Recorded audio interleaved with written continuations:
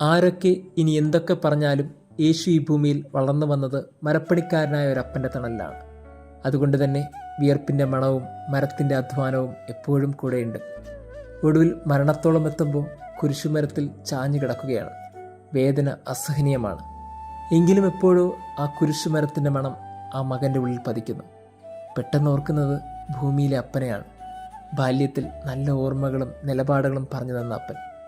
ശരീരത്തിൻ്റെ വേദനയെക്കാളും മനസ്സിൻ്റെ ഭാരം കൂടുന്നു. ഓർമ്മകളൊക്കെ ഉള്ളിൽ നിറയുന്നു, കണ്ണ് നിറയുന്നു. തീർച്ചയായിട്ടും ഈ ഭൂമിയിൽ മേൽക്കൂരയായ ഒരു മനുഷ്യനാണ് ഭൂമിയിലെ അപ്പൻ, യോസി പിതാവ്. നമുക്കും അങ്ങനെയൊക്കെ ചില മനുഷ്യരില്ലേ? ഭൂമിയിൽ മേൽക്കൂരയായവർ, സങ്കടത്തിലും വേദനയിലും കൂടെ ഉണ്ടായിരുന്നവർ, സന്തോഷത്തിന് തണലേകിയവർ. ഒരുപക്ഷെ അവരുടെ ഓർമ്മകൾ നഷ്ടപ്പെടാതിരിക്കട്ടെ. ഓർമ്മകളാണ് ജീവിതത്തെ ബലപ്പെടുത്തുന്നത്.